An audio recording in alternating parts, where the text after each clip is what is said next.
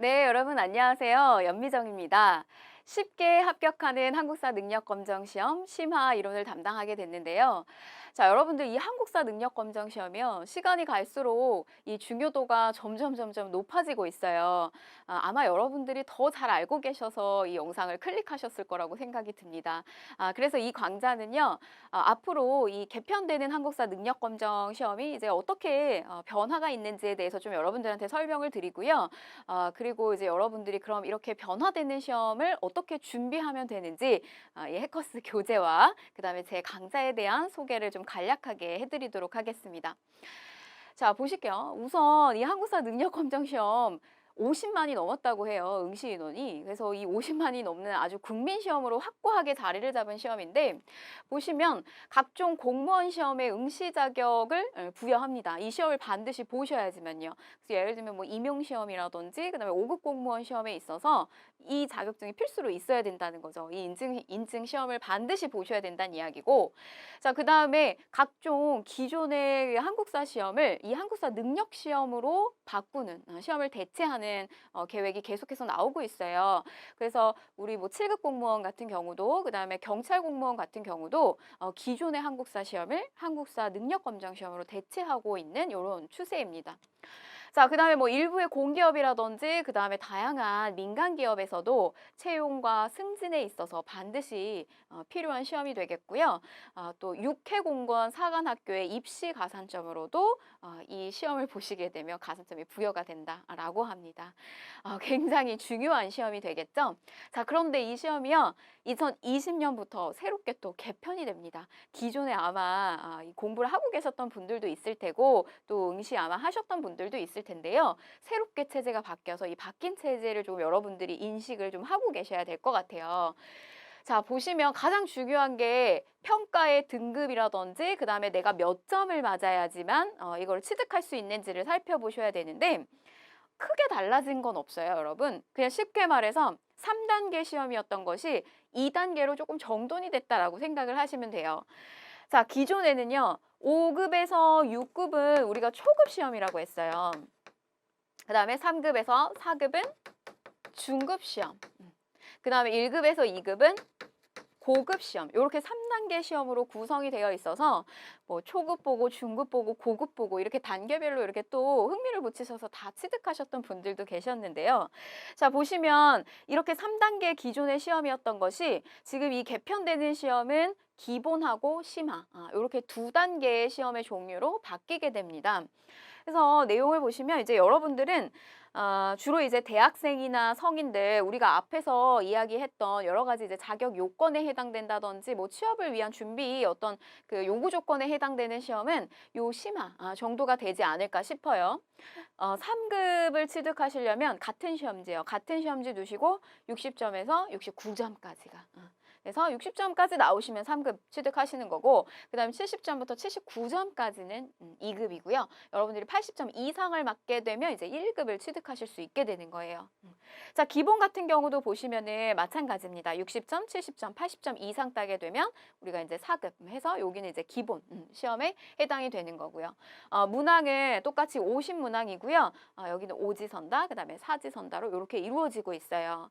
난이도에 대한 부분을 좀 예상을 해보게 되면 우리 지금 심화 같은 경우는 기존의 중급의 시험에 해당되는 급수를 끌어안았잖아요. 그래서 기존에 너무 그 어려웠던 내용보다는 조금 난이도가 평이하게 맞춰지지 않을까 싶습니다. 기본도 마찬가지고요.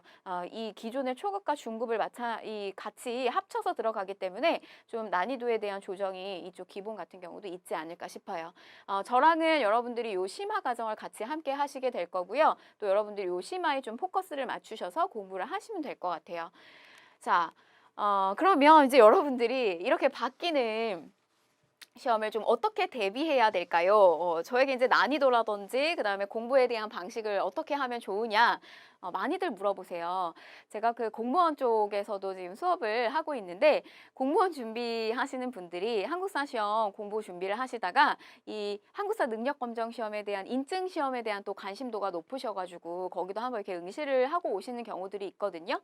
그럴 때 이제 난이도를 어느 정도에 맞춰서 좀 해야 되는지 좀 이렇게 많이 생각을 이렇게 많이 질문을 좀 하시기도 하는데 자, 보시면 가장 중요한 건 여러분, 국가에서 이 한국사 능력검정 시험을 왜 그렇게 이렇게 중요하게 여기면서 자꾸 이 중요도를 높일까 좀 생각을 해보셔야 돼요. 이 한국사 능력검정 시험 홈페이지에 게재된 시험 요강인데요. 한국사 능력검정 시험이란 한국사에 대한 전 국민적 공감대를 형성하고 역사에 대한 관심을 확산, 심화시키기 위한 목적으로 시행되는 시험이라는 거예요. 즉, 이 시험은 누군가를 떨어뜨리기 위한 시험이 아니라 이 전 국민이 우리의 역사에 대해서 좀 한 번쯤은 알아라. 이런 목적으로 시험을 실시했다라고 하는 거죠.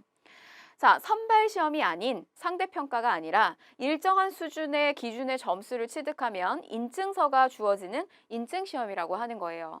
자, 여러분 이게 기본적인 틀이에요. 물론 여러분들이 뭐 이 목적을 가지고 너무 이렇게 교양처럼 쉽게 문제를 접근하실 수는 없겠지만 기본적인 어떤 목적 자체가 이렇다는 겁니다. 그렇기 때문에 여러분들이 공부를 하실 때 이미 이제 눈치를 채셨을 거예요. 공부하실 때 너무 지엽적인 공부를 한다든지 너무 꼼꼼하게 내가 이 친구보다 더 점수 더 몇 점이라도 더 잘 받겠다라든지 또는 뭐 몇 점 더 못 받아가지고 굉장히 슬퍼한다든지 이럴 필요가 없는 시험이에요.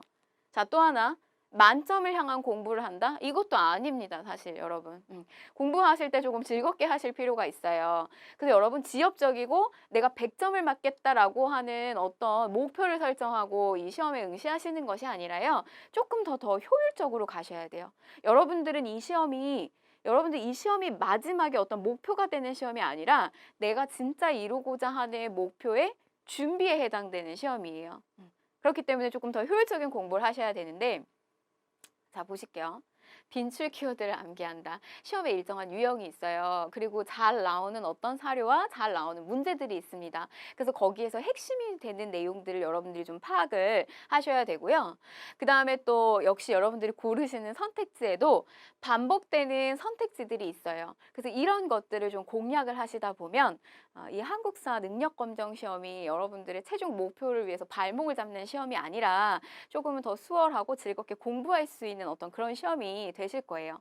그래서 이런 어떤 길라잡이가 될 수 있는, 길잡이가 될 수 있는 그런 교재가 있습니다. 바로 그게 우리 이제 해커스에서 요번에 새롭게 개편되는 시험에 맞춰서 나온 교재인데요. 쉽고 재밌는 교재예요. 아주 쉽고 재밌게 구성을 했습니다. 그래서 보시면 여러분들이 기본 어떤 역사적인 내용을 스토리를 통해서 공부할 수 있게끔 스토리적 내용을 좀 이렇게 구성을 했고요. 그다음에 또 개념에 대한 내용도 기존 내용에서 아주 핵심이 되는 내용들을 다 개념을 빼가지고 마인드맵의 형식으로다가 여러분들이 훨씬 암기와 이해가 빠르게끔 구성을 했어요. 자, 그리고 무엇보다 또 여러분들이 문제를 푸실 때요.